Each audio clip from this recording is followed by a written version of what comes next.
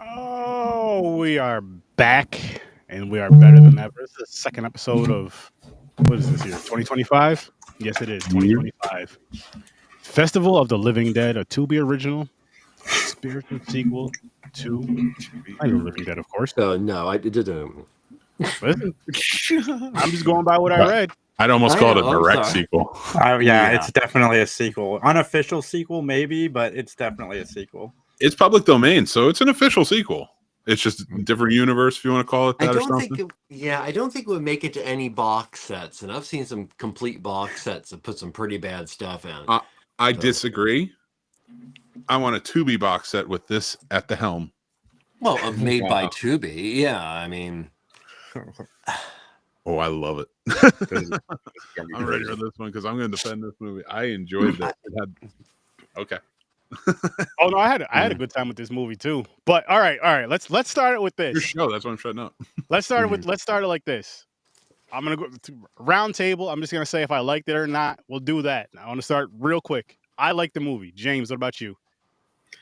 It was okay. Trevor? I didn't like the movie. Mick? I liked it. Not at all. Okay. And the reason why I'm doing this is because here's how it's gonna go now. I want Jason and Trevor to start it off with why they don't like it. Whoever can start can go, and then after Jason, Trevor, after Trevor, Jason, and then James, because you said it was okay, because I want to see what people hated or whatever. All right. But before we do all that, let's do our early ratings. That way, if anybody's mind changes, we have the whole episode to change. And I'll kick it off with you, James. I'm going to go with a 6. 6. Mick? No, I want to go last. I'll let you go second to last, good sir. Okay. How about you, Jason? You got a score? 2. Trevor? I'm gonna stick with it 1.5. Oh my god! I'm sorry, but I have a Hey, feeling that no, Mick hey, here no, is no. going to be like a filmmaker talking to me, being Rex Reed and being a total critical asshole. But No. No. I love the critical. I love your takes. Don't do that. I'm gonna I know. It's kind of funny. It's not me So- versus you. It's just I love when there's differing opinions. Oh, hell yeah. I'm so excited Me to too. get into it. Oh It yeah, feels because like you're film taking school. something different that I brought to the movie, and that's Yeah. really awesome. I don't. What about you? Can hate the movie all you want. Jason's Yeah. hating it, but I'm kidding. You're the only one that hated it, though. If he said it, I'd say him. How about you, Mick? 7.5. 7.5. And I don't actually want to do, guys. I'm gonna say I love you. I want you to know that I'm looking at you, but not really, but I am. I love you, Trevor. I thought this was more charming and I had more fun with it than some of the Romero sequels. And I gave this a 7. I had fun with it. I really had fun with it. I had a good time with it. And I will tell you my complaints when I can't tell if Mick's pulling a Dan on us or Every time I say I like something that they can't believe, like they hated, like A Journey to the West. That happened too. I remember Casey he was vitrally mad at me because I was like that movie. I was so excited to like talk the to movie? Huh? Who cares if you like the movie? It's a movie. It's potentially no. fun. It was just a funny story. And Okay. it's like, it's so, to me, it's like, and he was so like vitrally angry because he couldn't tell if I liked it or not. This Like, is sorry. yeah, like it came off, or like they thought I was being condescending or like pretending. And I'm like, no, I loved the movie. And this I had so much fun with. So I mean it. I'm telling you. Okay, so you said for us to kick it off. The acting was something that really just I was hard to get into the story because of the acting. Two, I do want to say that the concept of this movie, like the zombie thing, has been cured, and this is 45 years later. I like that concept, and I want somebody to do that again because we haven't seen that very much. But it wasn't for me. Like a lot of the special effects, if you're gonna make the sequel to the Night of the Living Dead, at least make the zombies look like they were from Night of the Living Dead. I don't know. I just had a really tough time getting into it. Can I challenge that one thought about making them look like? Is only because if you go to Dawn of the Dead or Day of the Dead, they don't look like they did in Night of the Living Dead. So, like, I could forgive that for me. So that's the only reason. That's like one thing for me about that. What you had said. I don't want to pick it apart.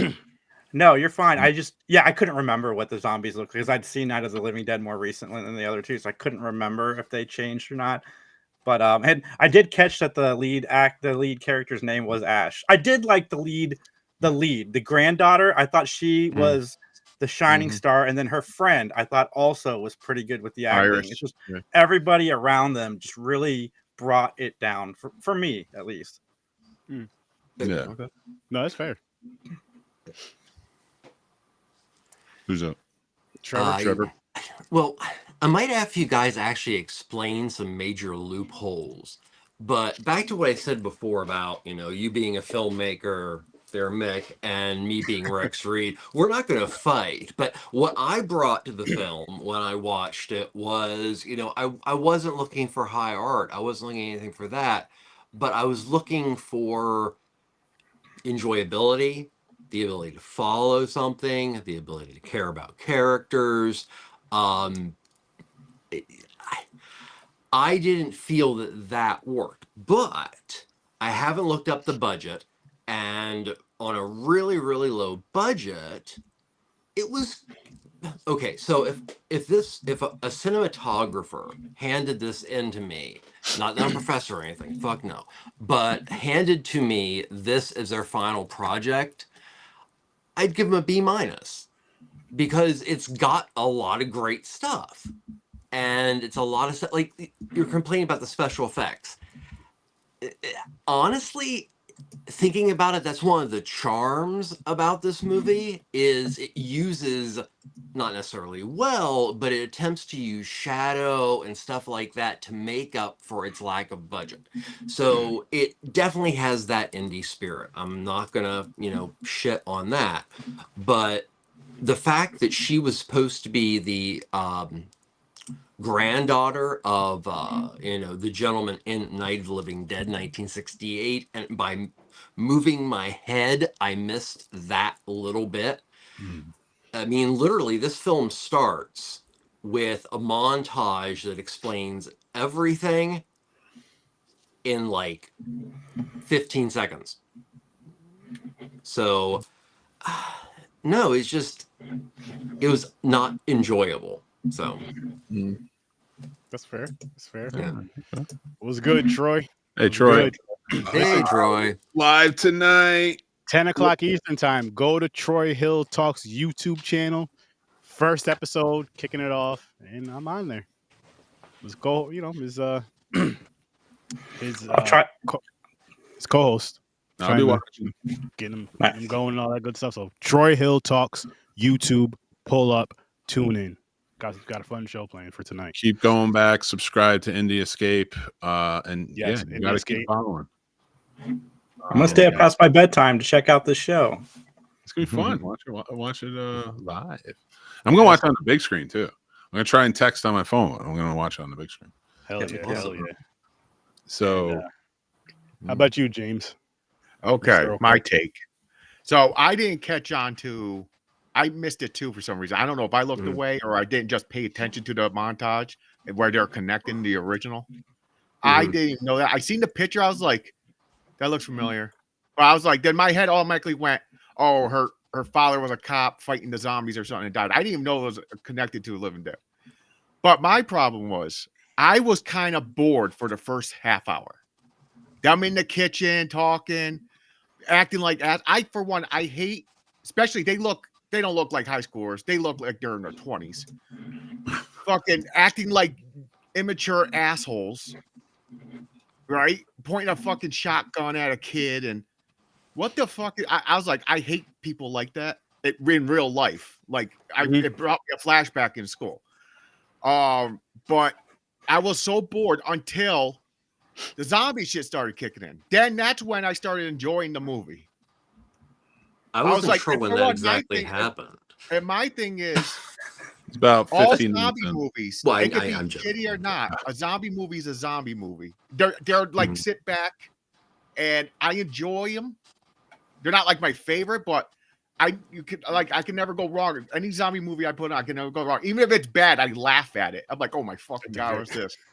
So it's like that. But I did enjoy after the zombies came to play when they actually got to the festival, when they broke down, when they crashed. I was like, okay, now it's going. Then I started hating that main guy. But the best character, Iris. That's my argument. I liked Iris more than the lead. Yeah, Iris and Ash were the two shining stars. Yeah. I like legs. Yo, that shit. He was my man.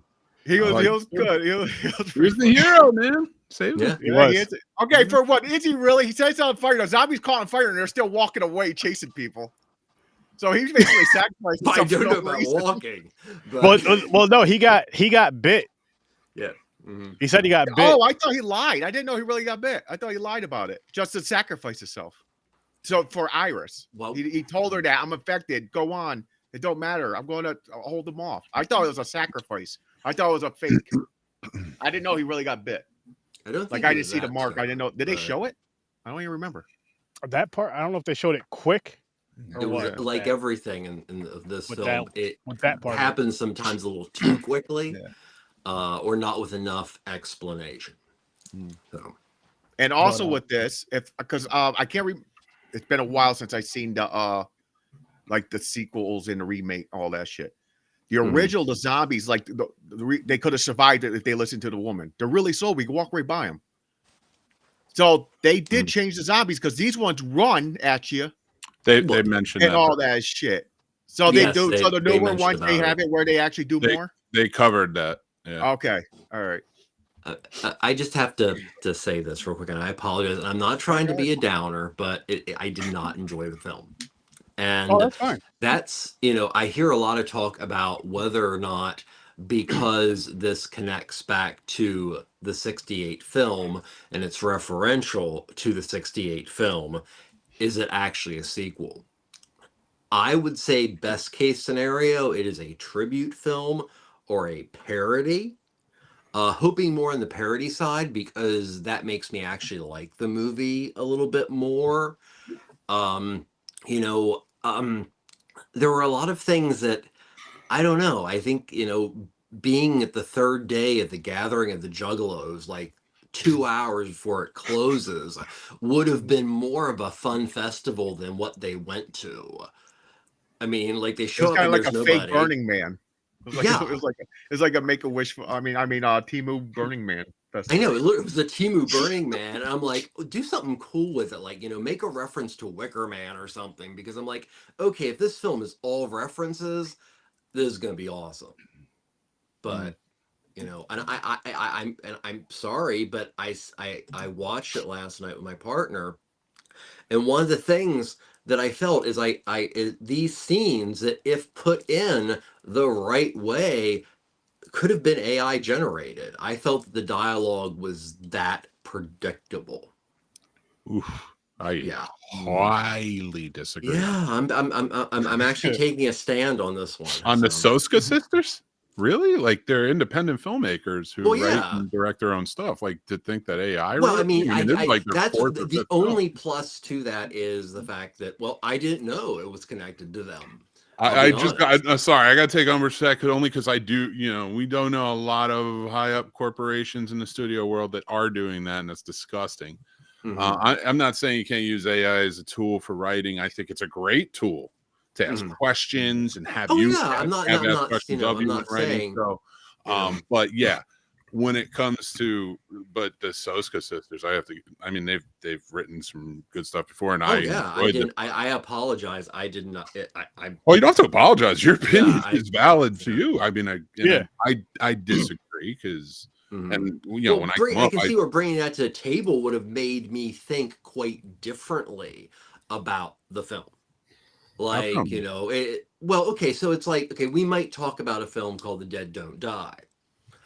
The Dead Don't Die in itself is not a good film, but the fact that it is a Jarmusch film and connected to all his other works, and people bring his films to his films, it's awesome.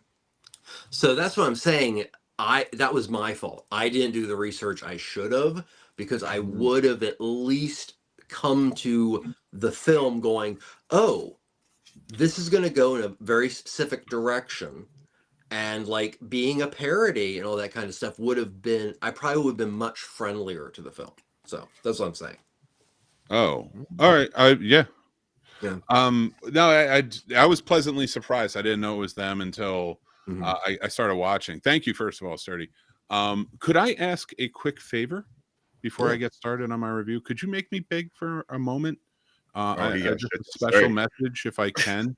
And I don't mean to pontificate in your podcast live, but I just want to say, guys, Los Angeles is suffering right now through the fires. You know, it was adopted home to me for a long time, and I urge you guys, maybe go donate to a Red Cross, you know, at different organizations as we know of, reputable ones. Just anyone you can help out with would be fantastic. I just wanted to push that out there. I'm sorry, Sturdy, I didn't want to take over anything, but it's just like kind of a big thing for me right now. And I was just hoping if I could pass it on to anybody watching or anything, if they would donate to help out. But that's all I got. And then I can come back to my review. I'm sorry to do that. You're good. No. That's a good message. That's important stuff. Definitely. Yeah. Shout out to Cali. If you can help, if you can afford to help, definitely do what you can. And if you're out there in Cali, be safe. Do what you can to be safe. I'm thinking about you guys. I got people out there that I care about just as well. I don't know what part of California, but still, there's people there that I don't know that I care about that's going through some shit because they don't deserve that shit. That's fucked up. No, for sure. And yeah, so but when coming back to Festival of the Living Dead, I had a really good time with this movie. I'm not grading this on the curve of like a Jim Jarmusch film. I'm more like, to me, this was, well, first off, I watched Street Trash from 2025 before it. Awesome film. Wait, 2025?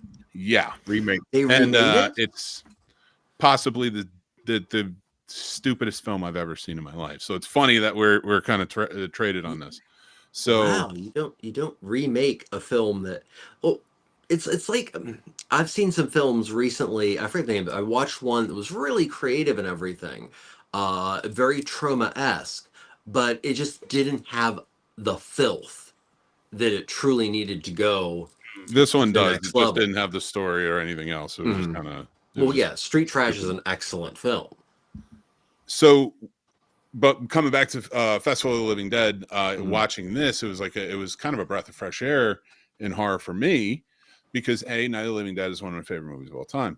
I absolutely love this, that film, and this film, I call it a sequel. Once that became public domain, we've seen it remade time and time again. We've seen tons and tons of things, but this was, to me, sort of a send up, paying homage to Night of the Living Dead, but also kind of continuing the story in maybe their own little world, because I see that they took the asteroid angle, which was introduced in the 68 version. It was, and referenced in 68. I thought that was amazing, and that they're playing that up for a new time where you have this sort of punk rock type feel they're going for, or whatever and God is a Zilla. I did not know it was a real movie. I did not know it was summer. Huh? Is it a bummer summer or summer bummer? I don't know. Okay. So I just enjoyed from beginning to end. I love the opening montage. The music I thought was good. It does tell a story. Opening up on this, I did catch the connection with the rifle and making it Ben, her grandfather. I don't. I guess you can kind of play it off like he was going back to his family or something. I kind of played with that in my head, like, he died, but how does this work out? I don't know. I liked how it was connected to it. It was loosely. It wasn't overtly, but it also gave a background of why they are having this festival. You know, it's almost like to memorialize what happened back then, and now it's happening again because we see the comments coming back over. And it just kind of opened it up. I like the characters. Yeah, they were dopey. The waving the gun thing, of course, we're not supposed to like him. He's a dipshit. That's a perfect way to, and especially in a low budget, in a way where you're writing, you know, especially, you know, the type of writing we see at this level, you know, which is a great level, but, and I'm not putting it down, but, you know, it's not on the A-list level. So, you know what I mean? So that's where I'm grading at that curve with, like, Street Trash would fall under this because it was sort of similar in tone and stuff like that, but this nailed it, in my opinion. This this for me, and not Street Trash, the old Street Trash. I'm talking about the new one that's coming out tomorrow. So, so we get to you know, them going to the festival, working it in, and I just, from beginning to end, first of all, shout out to my boy Twisty Troy, who played that first zombie who attacks the car from CFF last year. I did a panel with him, and he is a great guy, and he's a contortionist. He's been in American Horror Story episodes. He's been all over the place. Oh yeah, I know. He plays that. He plays a very cool character. That was him, like, rising up, like, and I knew it too. I didn't look it up. I didn't look at anybody. The only one I knew was Catwoman from Gotham, who played the lead punk girl. Iris. No, No, she was Irish. She was Irish. Ash was the main character. Yeah. And Destiny, another connection to CFF. The character Destiny is spelled the same way as our friend Destiny. So nice. I thought that was pretty cool too. I saw that in the credits.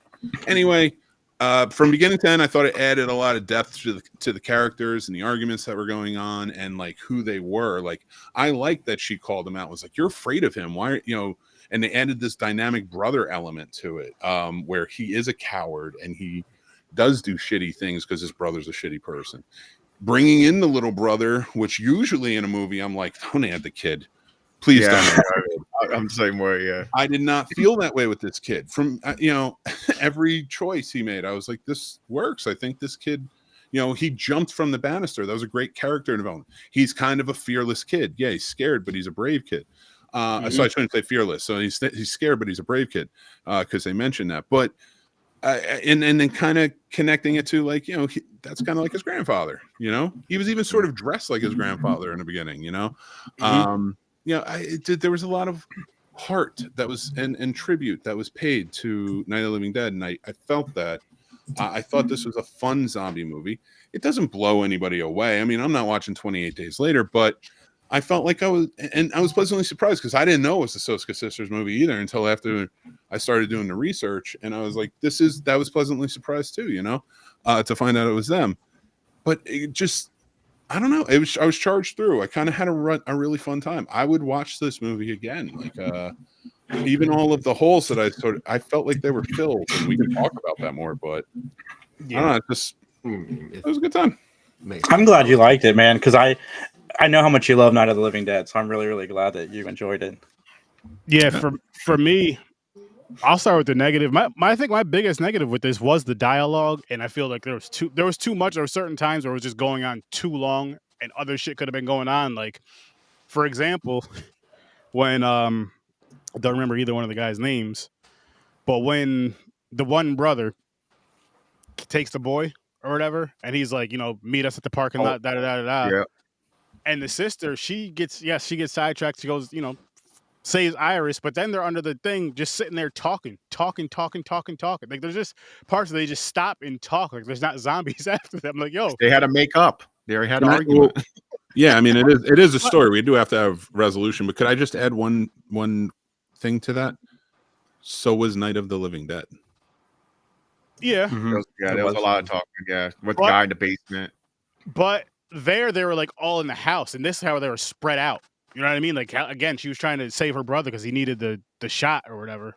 But I just mean it's like a story element that the first one took. Yeah. This is obviously paying like homage. So I wouldn't compare this to, you know, like any normal zombie movie. It feels like they were directly trying to channel of Night of the Living Dead. So like a lot of these things that everyone's saying, I feel like they were trying to more channel that movie than zombies in a whole.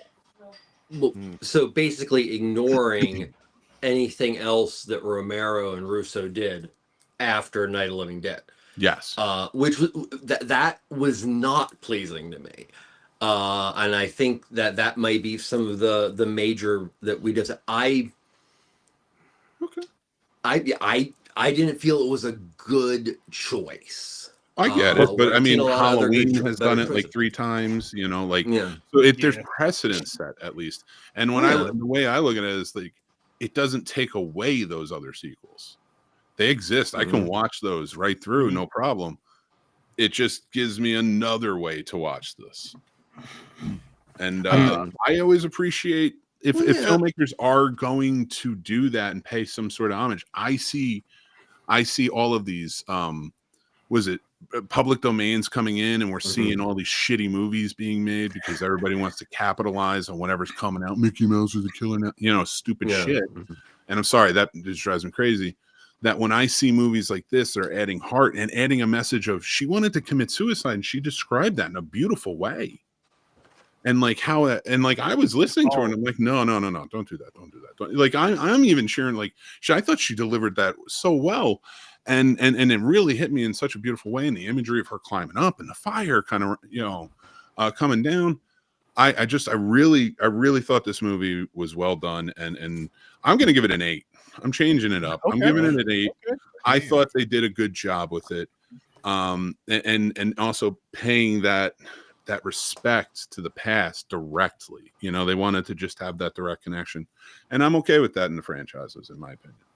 Yeah, and if you know, to defend the film a little bit, the other Romero films aren't in the public domain, so anytime you start touching on that, you run that risk of putting something in there that they shouldn't have, and you know, keeping it just Night of the Living Dead. They're playing it safe in a good way. Well, it's just still very fascinating to me that I mean I just it was just not enjoyable. Oh yeah, no, I'm not. I don't want to. Well, okay, so I can't. Okay, so this is my stumbling block, and this is why I've been talking about sequels. Is to me, if put into the guise of this is inspired by the '68 Night of the Living Dead, it falls more under like slash fiction to me almost. You know, as far as any major theme that came from this film, it is a beautiful one. And it's one that's been used so many times that you don't know real friendship until you find yourself on the brink. And that is very common and it's very beautiful. And Ash and Iris, really awesome characters. I am legitimately giving a shout out to Legs because I think some of the best writing was actually between the friendship and they did romantic tension actually pretty darn well. And that was, you know, I just there's but no by that there's, by your rationale, I don't feel any of the characters representing enough or giving enough feeling that I would connect them with any character, much less Ben.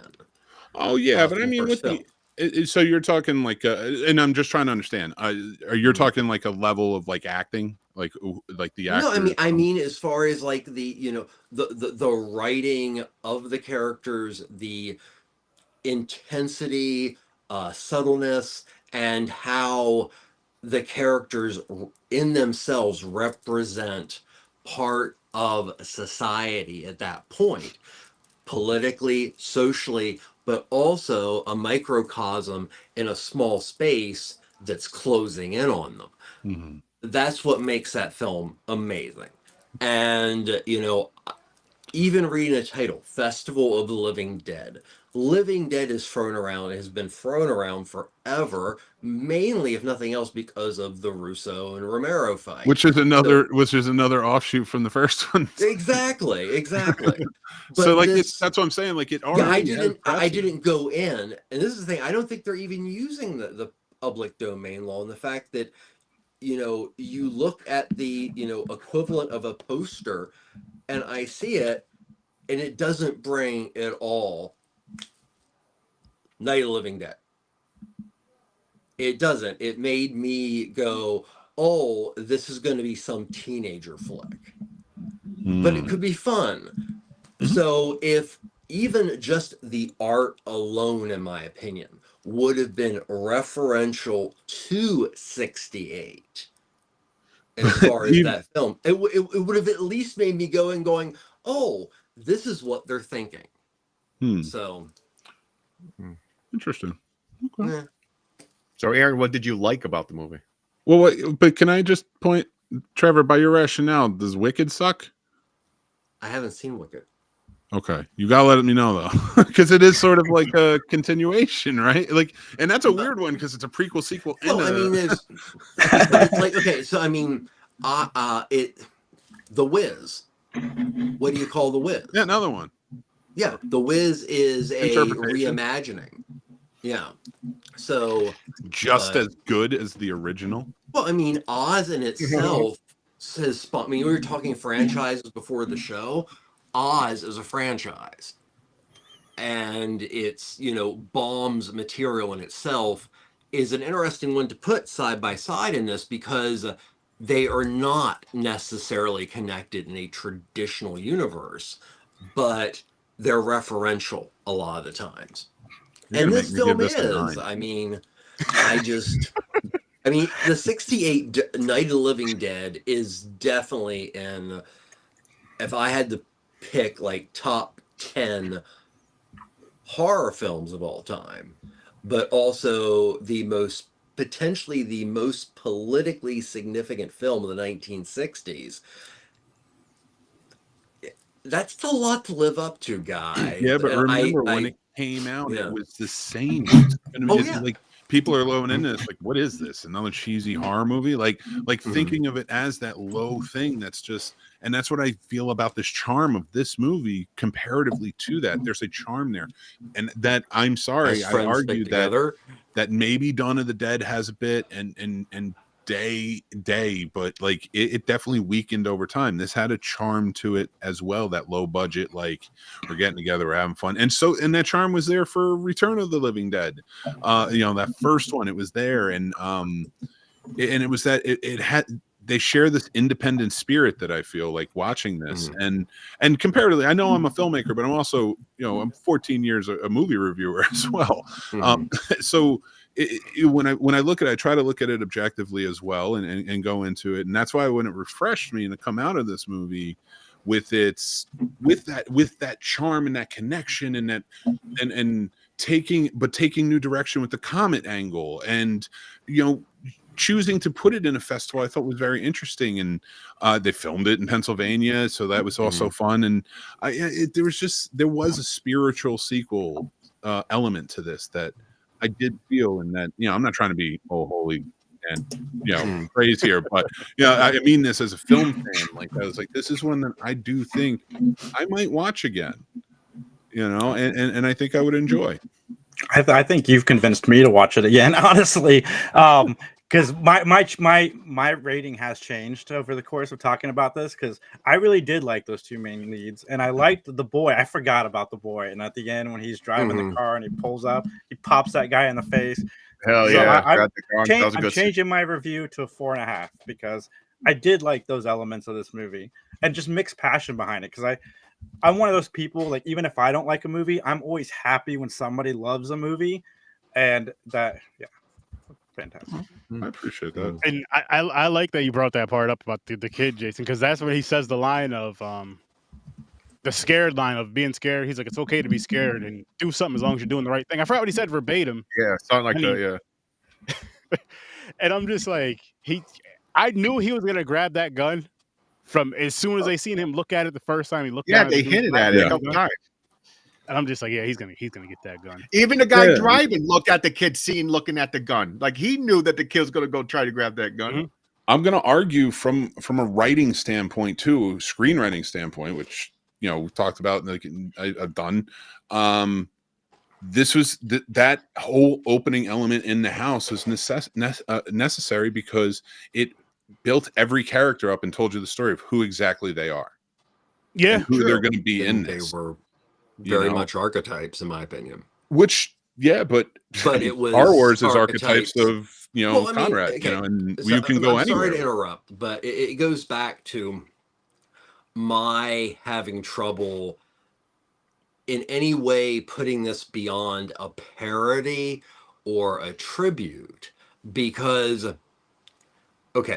Night of the Living Dead is important because of its independent film spirit and things of that nature.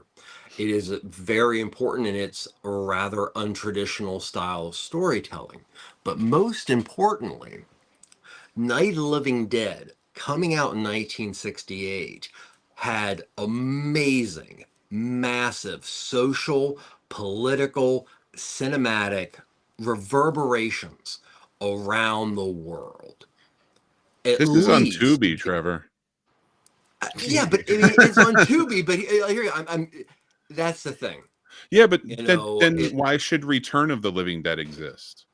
Which is because it was Russo, and it's very well written, and it is. I understand that, but that's like telling me you're telling me that now these other filmmakers that are indie, because they didn't hit it out of the park like Romero did with Night of the Living Dead, it shouldn't be made. And it's still, there's an artistic element to this movie and how it was written. There was love put into the words into this. I could tell, because they were telling stories through all of these characters.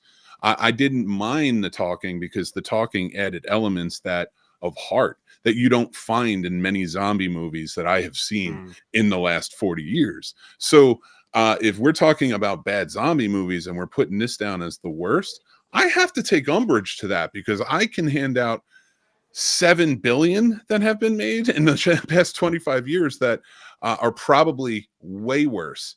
And of course, I'm not talking about the greats, the true greats, but was it Danny Trejo versus the Zombies, which I think is an actual movie?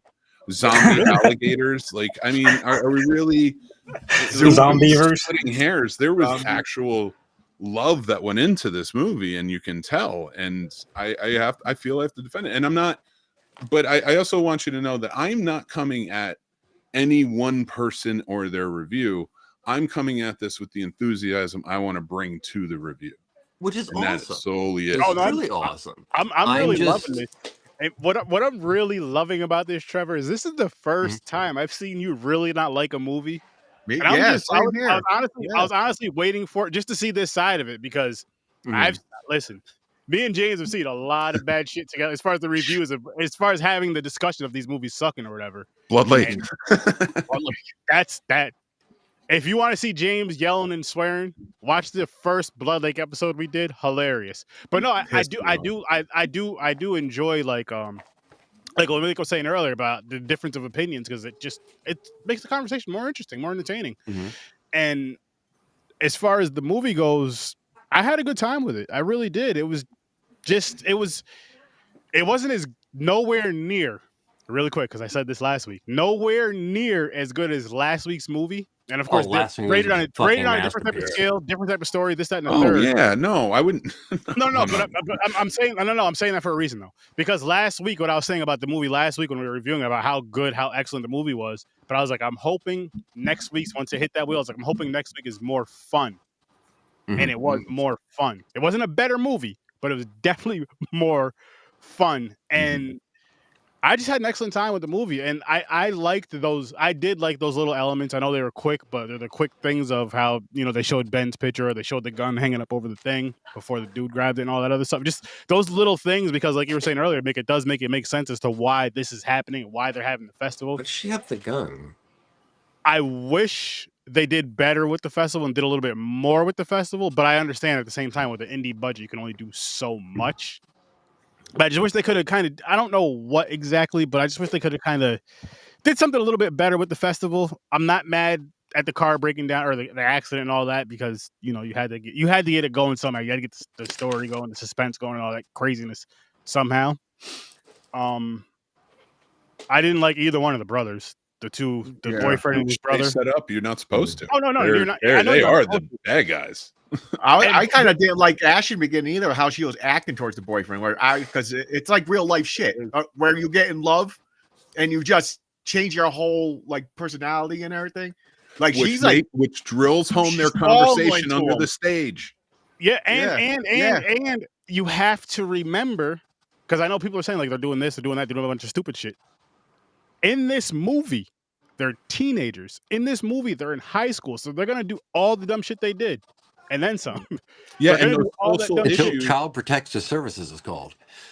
But still, and think about it. Like half time in real life, they don't get called, unfortunately. Well, but but like that was a bad choice. Let's be honest. Iris and Legs made a bad fucking choice. That honestly is his name didn't make much sense. I missed that. Me too. I missed that. Is his name actually Legs? Because like you keep saying it, I'm just going. I don't know. At one point, one of the characters called him Legs. I mean, I even pulled up the IMDb and couldn't find it, but I didn't know who the actor was. Narcissistic asshole that called him that, but they called him. Okay, so yeah, perfect. There's precedent, so it's set. So the name, so he is at least in a negative connotation referred that way, which is horrible.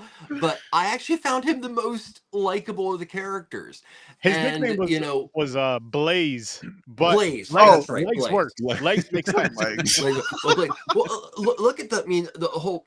So, so they should probably never not anything pertain to the fact that the guy's a massive stoner. Letting him alone with the child and the two assholes with a gun, really, really bad idea. But I got to give this guy amazing credit that when shit goes down, he flops on that kid and protects that kid. And that was a character that I was like, this character is just here for this, but this is the only one I really like in the whole damn movie. I'm like, this guy's got fucking chutzpah. I mean, the thing is, he put blood on him. He just laid there because he already looked like he got ripped apart. Man. I mean, I'd want him on my team if I was battling zombies. Yeah, and not just because you could throw him. So, sorry. Send me. Just send me. Footage. I'm cutting that clip because if you don't cut that clip of like, is his name actually Legs? Oh yeah, call him Legs. Oh, okay, so there's precedence. No, his name is Blaze, and that's just the greatest fucking thing I've heard all day. Right? That went from offensive to offensive in 0.6. And I was going along with it because I was like, hey, his name is Legs, because I remember something like the A, like it does like Blaze. So I didn't even catch it. I was like, oh shit, maybe his nickname was Legs. Honestly, I wish it was. I just thought he was easy going. I mean, and had a great sarcastic sense of humor, like most stoners. Oh, he did, yeah. Beautiful. And showed emotion. He had a crush on Iris. They had that heroic. That was adorable. He had a heroic. He was going to confess to her, but they got sidetracked because the kid came in, I think. But also he's that guy. He's the virtuous guy, and I love that. Yeah, he was such a great character. Like, but oh shit, that's Superman's son. He fell off a horse too. Jesus Christ! Somebody had to take it, and it was me. That is not the sequel I wanted this to be. What's the worst sequel now, Trevor? Huh? Sturdy Joker, this movie. Hey, I didn't say. There are really bad sequels. I just can't get I can't get my head around putting this in some kind of canon. And I know Living Dead concepts and it's in public domain, but I would, if given the chance to rewatch, I would probably watch the Dr. Butcher MD cut of that film versus this film again. and that's a pretty painful film. Fair when enough. they release the it- box sets of this with the Romero films, I'm gonna buy They it for you, just released Trevor. a box set of I'm gonna everything ship that's it to you. canon. No, I meant Yeah. with the festival, Yeah. Oh well, thrown in. yeah. Okay, I was because they actually I think it was Australia just released a Blu-ray and 4K like collection that has Mhm. been deemed canon. So this was interesting that this came up because this is, it's a official release. So Oh, speaking it of surprised me. physical media, which big proponent all of us, but like I went down to the thrift shop and I picked up a whole bunch of movies that I either Awesome. haven't seen or I didn't have. Mhm. So if you're ever looking for that, guys, physical media, go get it. They're fucking it up. Yes, they are. I'm so sorry to pontificate again on your show, Sturdy, but I'm gonna have to say this because I'm the movie guy. I'm the movie guy. no, I'm serious. Is at best, but my point is as much as you guys preserving and just all of this stuff when it comes to film industry, not just physical media, but like the even the lore of it, like and stuff like that all goes with it, and the glitz, glamour, and the reality, all of it combined. But I just want to say, get your physical media. I know I sound like this sounds bad, but they truly are attacking your physical. They truly are attacking movies. In a huge way. They're taking them from us and charging you more, or they're taking them from us and putting them in vaults and not selling them anymore, so you can't get them. You don't truly own any digital stuff you buy. Not But at all. also, if you go on, they are editing movies on Prime. They did it to It's a Wonderful Life. They cut out, and I'm not kidding, they cut out where George tries to commit suicide, saves Clarence instead, of course, and then Clarence convinces him with a little editing trick, and the movie is over. It cuts to George running back home to his family. The entire him not existing is gone. The element of the movie. That movie I can do a 12-part series on why that fucking movie is important and nobody gets it.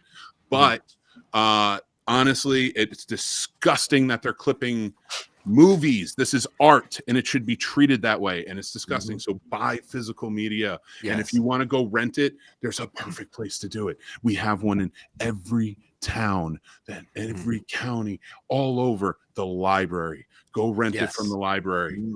They will have it. Oh my god. And if they don't have it, be nice, go to the thrift store and buy it for them. I am so glad that I own that on physical media, because how do you have that movie without him not existing? Like that is the movie. Yep. That whole that's the most parody part of the movie too.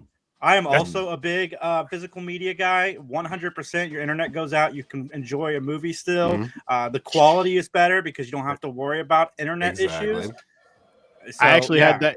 I love that you both are bringing this up, because that actually, I was telling you guys about it. It was about a month ago, and my internet was down for however long it was, a day, or I think a full day.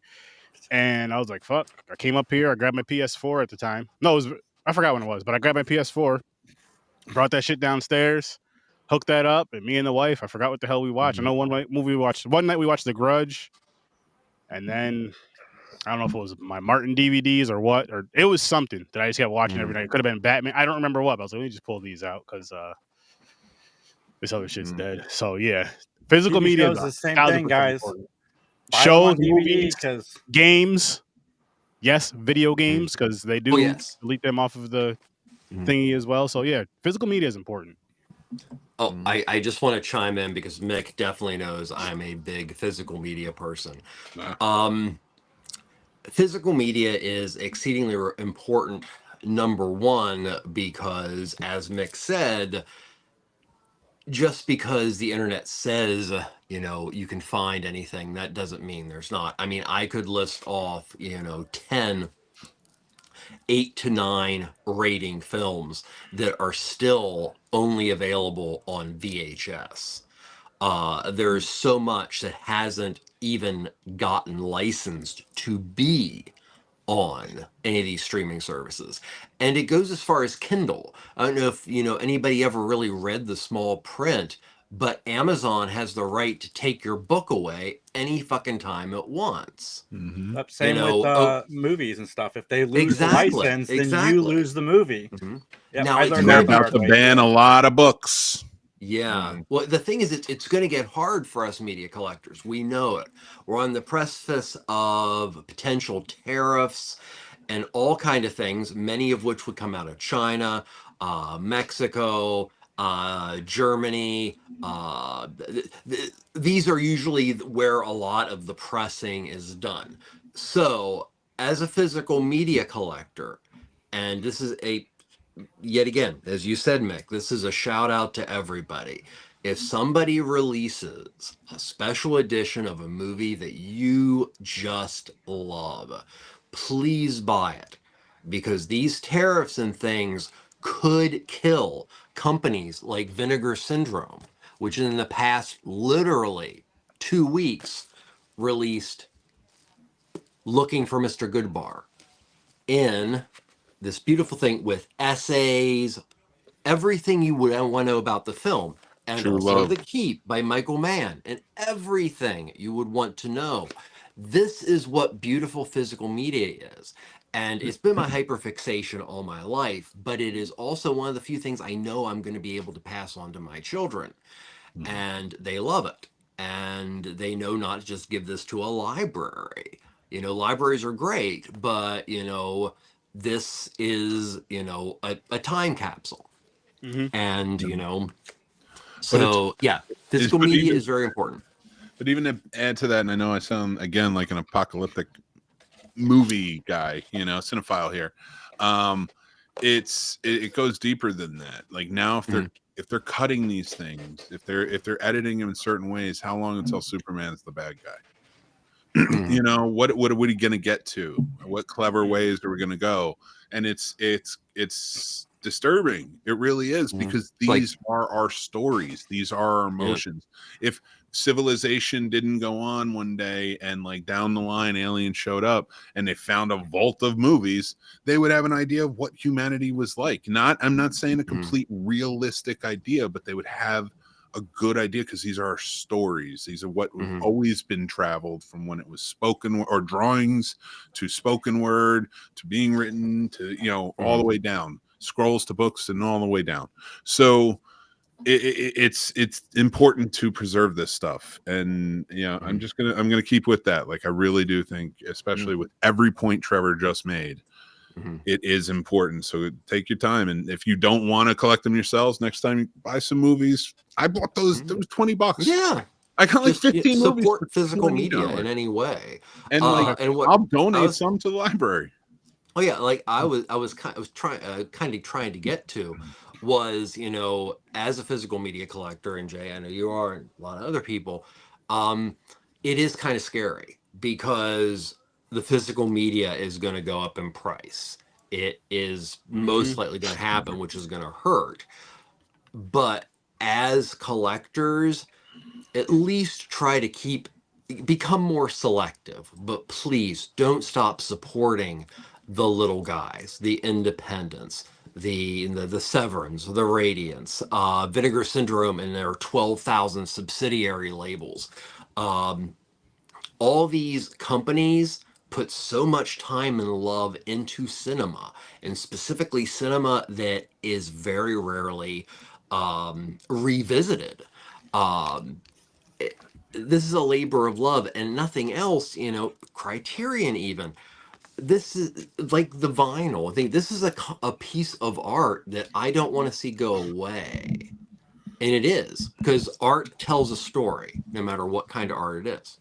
And honestly, as one of the few people who absolutely loved the Joker sequel, I need to buy that movie, because the guy that owns Warner Brothers is known for making stuff like that disappear.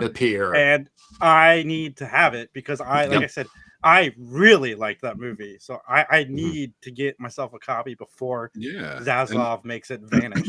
And those are all important. Those are all important, like lower budget distributors that we should be supporting through this. Absolutely. But again, your pockets will be hurting too. And if you want to collect stuff for yourself, go to those thrift stores, go to those Thrift stores small, are and they're amazing. all small business as well. So, you know, it helps. Every little bit of that helps to another small business or something like that, or charity, or consignment shop or stuff like that that carry stuff. So, and you never know. You might even get lucky at a flea market. True. Yeah, absolutely. Yeah. We just got a shop by my house that sells nothing but VHS, cassette tapes, and vinyl. Oh, Damn. nice. That's awesome. See, there we go. The dead don't die. See, now this is one that's going to be interesting too, because I did like this movie, and I never seen it. I never seen it. And I don't think a lot of people are going to like it. Yeah. Go into it expecting it to be very silly. Yeah. And it's fun. Yeah. That's fair. Great cast. Speaking of back to the movie, I remembered a couple things I didn't like. So the festival itself, how the hell you have, they walk in, there's like nothing going on. There's like, it's supposed to be a festival. You think there's like thousands of people. It was like dead in the beginning. It's like nobody. But then on the, like 100 yards away, they're having a concert in a mosh pit. No one knows what's going on until they start tackling people. It looked more like a yard concert. Yeah, exactly. For $1,000 a ticket. Yeah, so that's like 7 hours to get there. But I completely agree. By the way, Let's first of all, put it seems like kid in a car for 7 hours. You know. I found it funny that they had more extras when they had zombies than when they had goers. You know, yeah, like exactly. the same part. Yeah. You know, also the second part of that festival at the end, when the military set the bombing, they dropped like 10 bombs. How the hell are they far away enough where they're not getting hit? Listen, or how's that military go? Oh, this is just the area. Let's bomb it right here. Zombies could be. It's been hours. Yeah. They could have been walking. they're gone. Again. What are we arguing here? What did how many movies have we watched where it's like he just rode that missile? Well, you're right. He just rode that missile. Like that's it. Like he just like Munchausen. Like I can suspend disbelief that they were far enough away down the road from the bombs that were being jetted in. Just left the parking lot. I'll suspend disbelief if you can, at least acknowledge that there are 10, almost 11 movies about cars flipping and going into space and taking out nuclear weapons. You're right. And that's why I don't like Fast and the Furious. But that's fine. But if we're blasting that, like, we got to at least, like, where we go with this. Like, I did not approach this with any concept of it in any way, like, trying to make logical sense. Yeah, I mean, I thought it was, but I still enjoyed it. Like I said, actually, I'm going to. I'll make an argument about Night of the Living Dead. Is that really a zombie invasion? It always felt like there was like 10 people around. Yeah, it was one house. So, but it's still, it carries. And for me, and I'm only speaking for me, suspension of disbelief on my end. It carries. I can get into it. I'm like, okay, we got away. Okay, cool. Yeah. I mean, hey, you are questioning this more than you're questioning Leia and Luke kissing. All right? I got a thing about that. I just didn't get into it. No, I'm just messing with you by this point. I was like, is George Lucas like into like family sex and shit? I'm like, what the hell's going on here? Hashtag bros troll.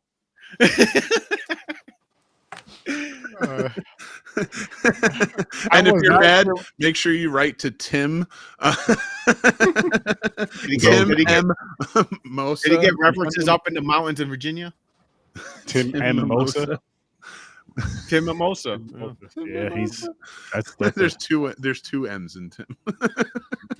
Tim Mimosa. There you go, Mick. Who's Tim Mimosa in this movie? The Tim Mimosa in this movie is 1,000% legs. I was going to say the same thing. He's the hero in this one. Yeah, the hero. One last thing I do want to say is that as a viewer, I have all that film shit and everything, but as just a viewer, if I had clicked this on, and it would have said at the top, or have been like Festival of the Living Dead, a Night of the Living Dead parody. I would say my review would probably be about 3.54. But what little it did to connect itself to the first film, it seemed so brushed over. And yet again, I get where you're coming from, Mick, 100%. This has been the most interesting real combat that I wasn't trying to achieve. I just enjoyed this movie. I did not know going in. You can ask Sturdy, who I text most, throughout the day, and I say to him like what I think about the movies. We have 7,000 movies we got to watch this week. But and so I said to him today, I was like, dude, I'm really loving this. I'm really enjoying it's like what I said in our chat, not even our group chat, just you and me, but like how much I like this movie, and I think I'm really enjoying it. And I'm not expecting anybody else to feel the same way, but I'm also I'm not challenging you to that you're wrong or anything. And I'm also not trying to this is amazingly fun because it's a film that your take is fascinating to me because I wouldn't have said it, and I think vice versa. And everybody takes something different away from everything. And that's the core thing. Is it fun for the person? Does a person feel that it touched them in a way that it made sense? If that's the case, great. I just saw too many holes in it for my like. Oh yeah. And listen, like I'm self-aware enough to know that like I think my real true appreciation of this movie more stems from a filmmaking vantage. Yep. And I'm not, that is not a flex. I'm just saying because the spirit, that charm in this had that independent charm. And that to me, when I look at Night of the Living Dead, as chilling as it is to me, still as well put together, as socially aware of its for its time as it was, it still like it inspires that independent spirit, independent filmmaking, and what you can achieve if you have a good team at your core. And it doesn't have to be great, it doesn't have to be shiny, it doesn't have to be pretty, it just has to be compelling in some way to all of us and riveting, so that way it's alluring and stands the test of time. Now, do I put this on that same level? No, this doesn't stand the test of time, but I want to watch it again, and that says something to me. If I have an innate feeling to I want to revisit this, for me that is a winner of a movie. And this one really won, in my opinion. So that's why I do think that it does have a connection to Night of the Living Dead in a beautiful way, and that is it had the spirit of what it was trying to do, both within their own times. I like that. I like that. This movie surprised me, though. I will say that this movie definitely, because I was going into not even going into it, just getting ready for it and shit. I'm just like, I hope this movie is like halfway decent, halfway entertaining for me, and it went above and beyond as far as what my initial thought of it, what it would be. But I'm not gonna sit here and act like you were saying, like all of us were saying, it's nowhere near the best zombie movie. Not saying that, but it was a good time. It was definitely a good time, and I would say check it out. I would recommend it. I would definitely recommend it and say just check it out. It's on Tubi, so you don't have to pay to watch it. It's a Tubi original.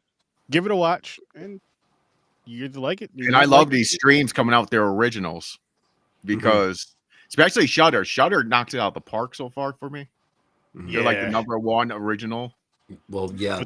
Between original and what they purchased to distribute, it's really whoever is the multiple people or main programmer for Shudder does a beautiful job. Licensing international cinema. And Shudder is really good at putting physical media out for every one of their original releases, unlike Netflix and the others. Honestly, I think Shudder is actually distributed by Vinegar Syndrome now, I think. Oh, nice. Yeah, I think that's a really intelligent thing to do, though, with the streaming platform. Just going back to our conversation of the physical media before we wrap up, is why the fuck? I mean, what was the movie? Oh, what was that movie that was on Netflix? It just came back. Hush. Oh yeah. Yep. Remember how that was on Netflix and it disappeared for a little bit? It's on Mhm. Shudder now, and I believe it's physical media because of Shudder now. And I'm like, that Just right got- there. Yeah. I remember talking about that with you guys, a few of you guys in here. I remember talking about that with the wife, and it's like, fuck, I can't even find this. Like, I want to see this movie again. And shit, I watched It's it Mike recently. Flanagan, and you couldn't find Yeah. it. Like the biggest Yeah, director it's in wild. horror right Yeah. now, and you can't. Mhm. Midnight Mass, Yeah. one of the Oh, I love Midnight that Mass show. is one of the 10 best TV shows of the last 15 years, in Yep. my opinion. I loved it. And it I could thought I was going to disappear, hate it, you but could- I got sucked into that. but you show. it could Oh, yeah. disappear. It's the best adaptation of Salem's Lot, ironically enough, and it has nothing to do with True. Salem's Lot. Lot. But I will say this: like, it could disappear at any time, and you would never see it. And now, So, Aaron, did you the see that yet? story is lost. Midnight Mass. Yeah. Which is why Flanagan left Netflix. Is I don't they think I wouldn't watched release that the one stuff yet. physically. I It's watched all of his a, other- it's a You gotta much watch it. You better, gotta watch dude. It's like So good. 8 episodes. Just dive in, go. Yeah. Oh, I will. I will. I wouldn't wait. I'm in the Yeah, middle of Mike Flanagan. Is he making another movie coming out? Is he doing? He's doing Dark Tower. He's doing Dark Dark Tower, Tower. yeah. He's doing another Stephen King one too. I'm trying to think of what it is. Yeah, me too. I yeah, can't. heard think he's of it. doing. I thought he was doing Desperation for a little bit there, but I don't know. He's if doing Clayface as No, well. The Long Walk, I think, is getting done as well. I don't know if it's Flanagan, but I know The Long Walk is getting made. Which It is a Stephen King movie. will I be the know what you're first talking about. time. Jason. I just can't think of it. Yeah, I'll Google it. Hold on. And But then yeah, I right can't now, wait, like, 'cause he Book- does a get good your job. I'm physical really media, interested. get your books. Mhm. Get books. I don't know too, how to for read, Romero. Books. Surround you read. yourself around them. Then get rid of the. I'm buying a TVs case of and surround apocalyptic. yourself around books. It's a fire starter. I got some Kindle. I'm gonna cry. Carrie. But He's that- doing Carrie next. Ah, there you go. That's it. Oh, Yeah, I know. I'm curious on that one. that excites Yeah. me. That excites me a lot. I want to see what but his take on that.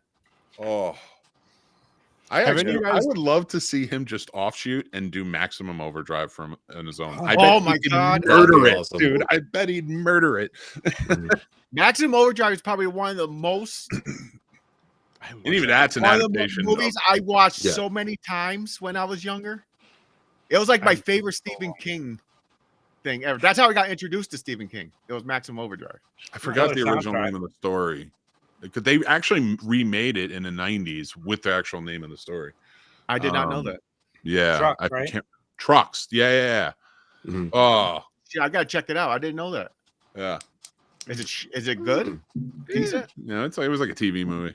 You know, I which not shitting on, like, again, like when we talk about that curve, TV movies got their Yeah. place, man. We saw some There's cool- a Maximum lot of Overdrive, TV man, I movies you love the can't get a hold soundtrack. of. You had AC/DC Yep. just They're like- running through yeah. that fucking show, that movie. TV movies. They're like these shows that the streaming services have made Mhm. that they're like, fuck you, physical media, you can't have it. Yeah. You know? Yeah. So yeah, like exactly what Trevor just You said. might get lucky if they do. Like if they do the box set, like the From's over or something, they do the box set for You're gonna bring back TV Guide, and it's only gonna be about like movies and TV shows that like have gone Yeah. away Well, in streaming. TV Guide. I Jesus. always obsessed over the TV guide because it had that little area in the back that had little synopses of all the Yeah, movies that yeah, were it's on. so good, I that was, like a drug for me. And I the didn't know it was ratings. on TV. You got Yes, the that 5-star. was That's great. why I have the 5 mics, because of Mhm. TV Guide. Oh, I Yep. love Oh, it. nice. I would always be like, And if it that had led me, 3, I I'm think, like, to oh, Leonard yeah. Maltin, I think. Yep. Leonard Maltin too. Yeah, I had his TV book. Guide to Leonard Maltin. I think is that generation's natural progression. Oh, Were so they much- mailed to us? I forgot how you got them. They were mailed, right? You got one like every month or something. Or you could buy them from the store. They had them in the Yeah. supermarket. We Grocery got them from stores. the store. We didn't have a subscription. Yeah. Oh, okay.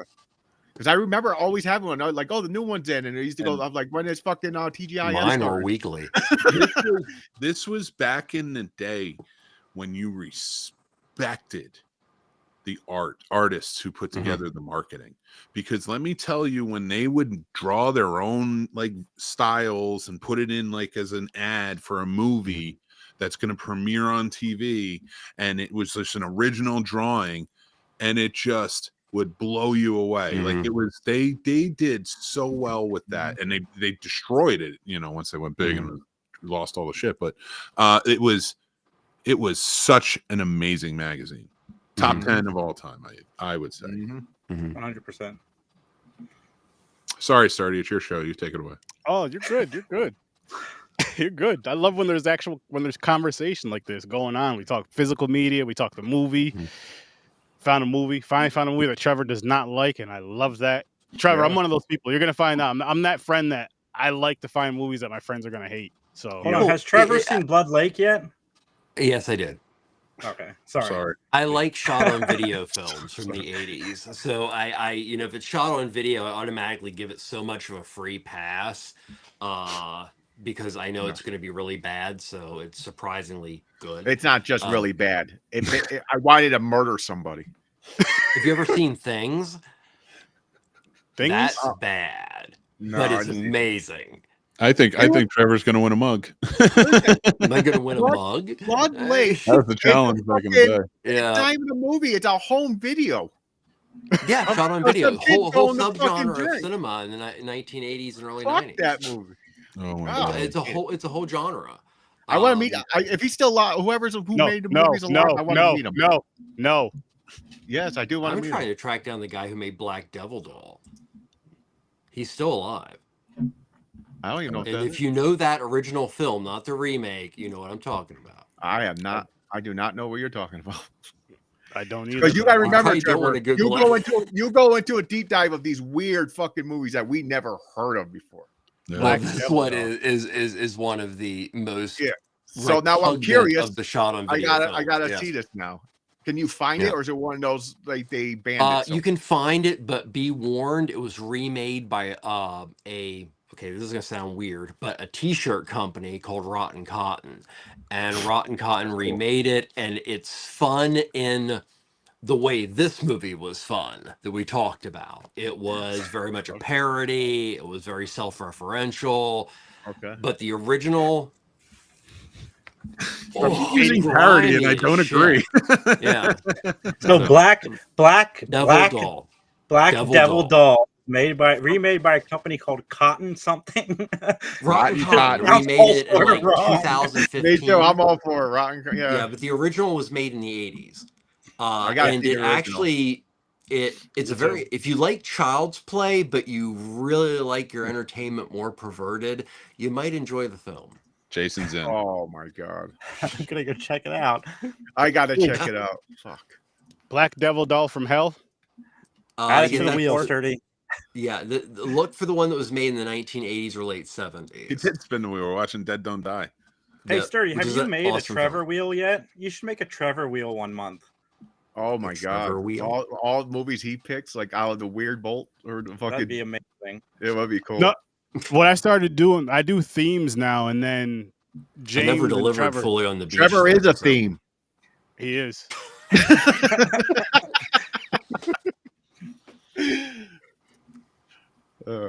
Oh man, but no, what I no, he gave us some gems. There was some really good ones. There was some like, what the fuck is this? How they even get away with this movie? Yeah, you got to pop in here more, Jason, because with the whole theme thing, now we'll each pick a movie from whatever the theme is of the month, and wait. Well, it's nice to be on the show with you, Jason, because I really enjoy what you guys are doing. So.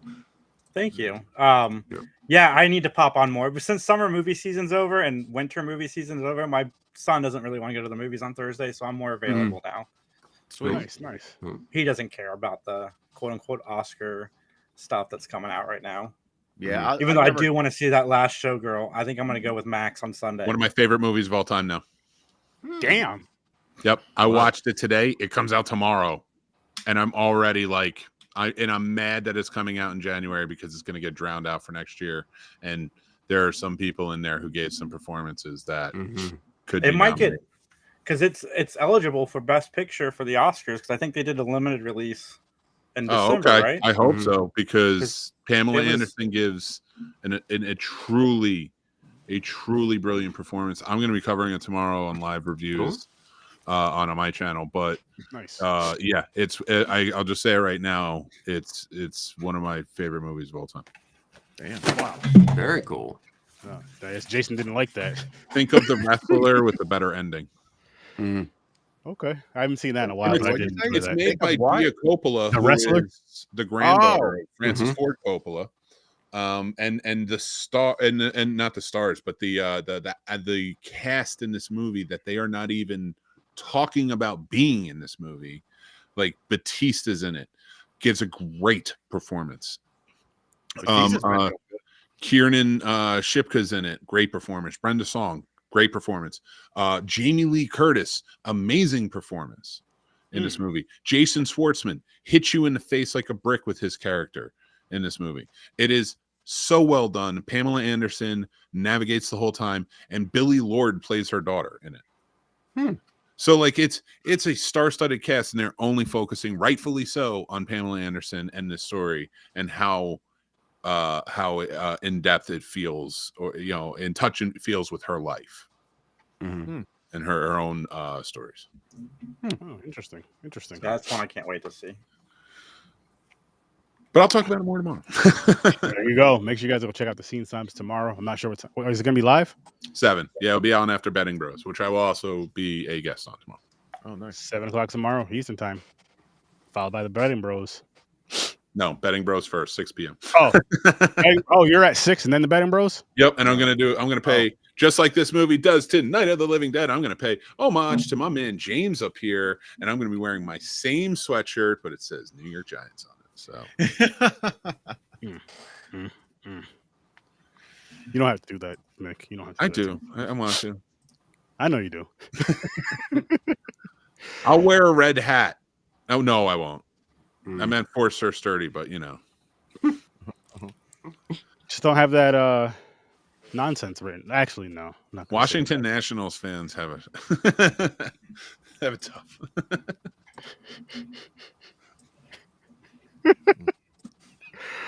Oh man, I'm not gonna let them mess up my favorite color. Fuck that and fuck them.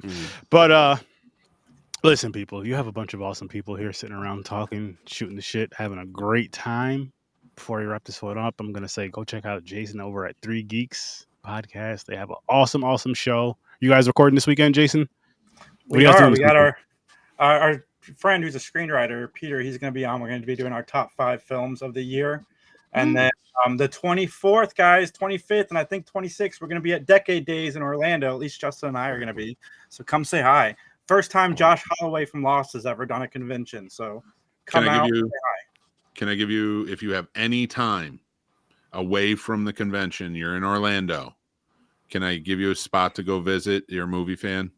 You don't have to go see a movie, but maybe go check it out, have a drink there. Go check out the Enzian Theater, a truly amazing. It's right in Winter Park, Florida. Right, and it is in Orlando. It's a suburb of Orlando, and also has a great downtown, by the way, if you're looking for one. But yeah, Enzian Theater. It is a brilliant independent house, and if you're a movie fan, you should definitely go check it out. And I trudged myself. I made it through all the Home Alone sequels, everybody. So you guys can find my reviews for all of those. I was gonna do Christmas Vacation 2 also, but Home Alone 4 killed me. So maybe next year, because Home Alone 4 was something else. James, you're a brave man, but I understand that journey because I do the same shit in horror. Oh my god, man! They brought the McAllisters back, but now they're separated. He's got a new girlfriend, and somehow all the kids got younger. And Marv is played by French Stewart. It's so bad. It's awful. Oh, but yeah, make sure you guys will check out 3 Geeks.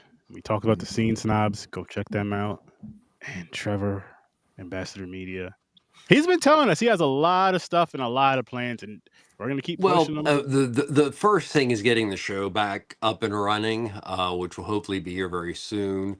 And there are other things that are going to kind of be a gradual thing, but the main focus is right now going to be trying to get some regularity to the show. So that's one step at a time, but I'm hoping that, I don't disappoint you. So, don't worry about that. Just have fun.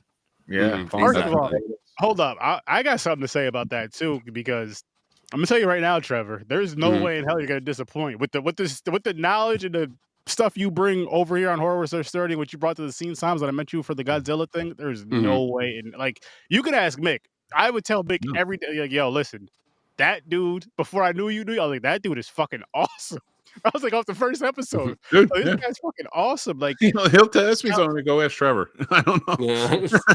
It's been very, very nice. Of everyone here has been amazingly gracious, and even though I haven't produced as much as I necessarily would like, have helped me in a lot of ways that are on this program.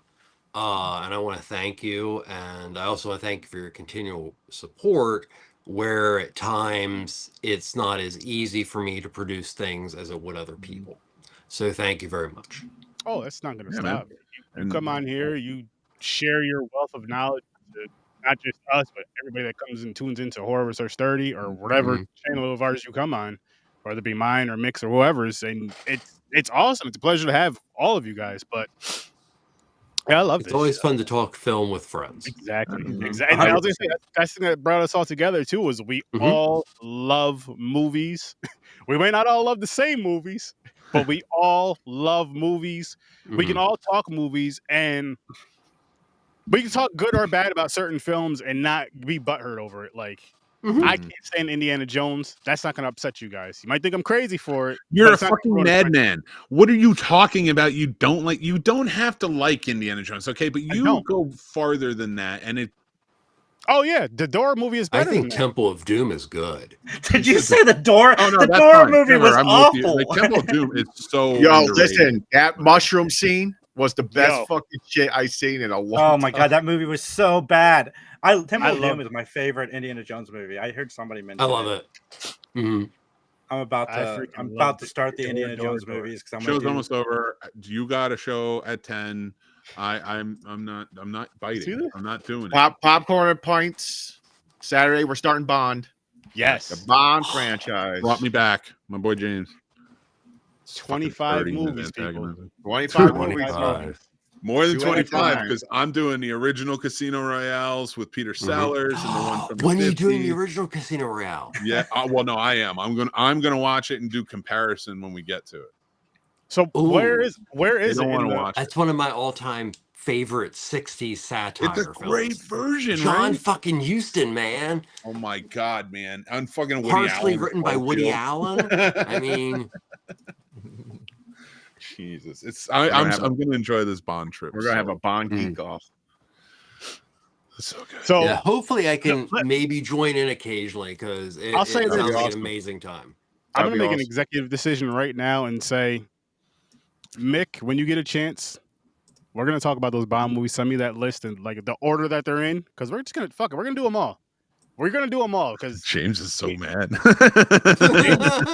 It's just gonna go to like, what is it gonna go to, like April? What is it gonna be, like an extra 3 movies? 2-3 movies? Oh, it's only so it's just another 2 weeks. Yeah, I wouldn't even make it 2 weeks if I'm being completely honest. I want to add them because I want to watch them to talk about. I would watch them because they're like remakes or other adaptations of ones that we're going to watch anyway. Like Thunderball is episode 2 of this run, right? Because it's Dr. Known from Russia with Love, then it's going to be Goldfinger and Thunderball, which I think is a great setup.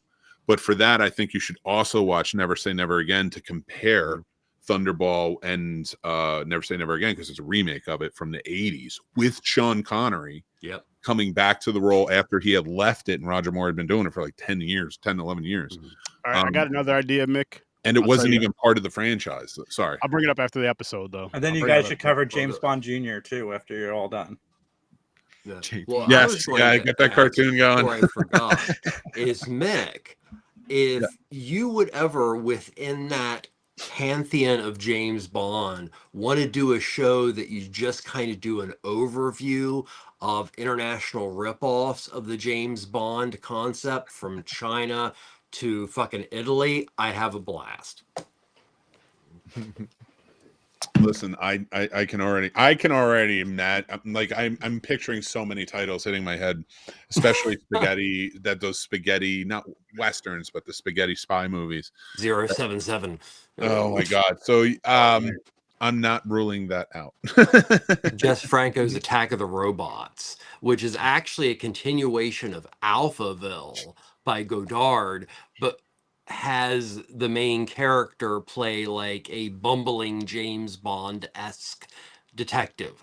There's all kind of wonderful Bond ripoffs from You that could throw time Pink period. Panther in there, technically. Oh yeah, definitely. Yeah. So I love the song of Pink Panther. anyway, no, like I'm sorry, I'm taking like got love really into it. Good. Bond thing. Don't worry, Saturday.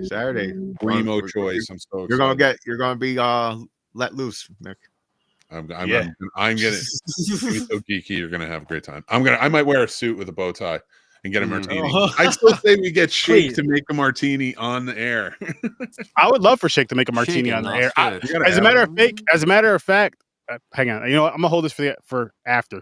We're gonna wrap this one up. People, listen. Make sure you guys tune into Saturday. Go check us out on Popcorn and Pints, 9:00 Eastern time. Like we told you, we're gonna be starting the Bond films. And come right back here every Thursday at 8:00 Eastern time for Horror Research 30. And we're gonna be on Vision tomorrow at midnight. We're doing part 2 of Zombies. I'm glad I'm on the show. Can I hold you hostage for a second? I would like to make a request because you promised this before you stopped Vision, and I was going to be there.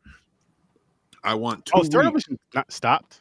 No, yes, it did. You stopped it like for weeks, so during October and stuff because you were busy, and we were supposed to watch Big Trouble in Little China, and I want to watch Big Trouble in Little China, and I want to review it on Vision. But then the next week, I beg you, can we follow it up with The Last Dragon? I've never seen either of those, and I will stay up sturdy if you do Big Trouble in Little China. You've never seen The Last Dragon? Oh my God, it's one of my favorite movies. That's my I'm favorite. gonna go put my showing up shirt martial arts movie of all time. I won't go that far, but it's really as long as it's not the weekend I'm in Orlando, I will be on both of those shows, Sturdy. We'll make sure you're not in Orlando. We'll make sure you're here. 24, 26, and he has a couple of movies going for this theme. But I have to ask if we can throw the wheel out there and just have a couple of weeks of some legendary fun. Because I was because of Zombies and because of Matt. This is for you, Matt. You know why. I'm going to be going through the Sharknado movies. Oh, fuck. I'm out. How many are there now? I'm in. I love those. They're so much fun. But like, I don't dislike them, but I can't. Like that's like Trevor. I'm sorry, but how do you hate this movie? 15 minutes. Because one, I don't like them. Two, I started them and I never finished them. And every time I start a franchise, especially in horror, I finish it. So I gotta be. I'm on enough journeys. I'm only sticking. I gotta be. You're gonna. Is it the last one, like Sharks in Space? The fucking Sharknado in Space? The last. No, that's not even the last one. Last one is time travel. Time travel is the last one. And Sturdy. How you time travel with Sharknado? I will stay up late on a Saturday night or Friday night into Saturday, of course. Mm-hmm. If you grant my request of these 2 movies before you start the Sharknado.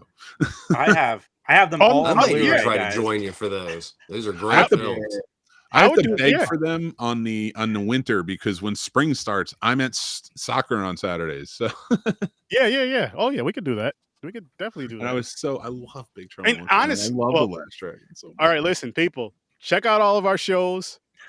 Appreciate you guys tuning in, but I honestly have to get ready for, like I told you guys earlier. Yep. Oh yeah, Troy Hill Talks is live tonight at 10:00 Eastern time.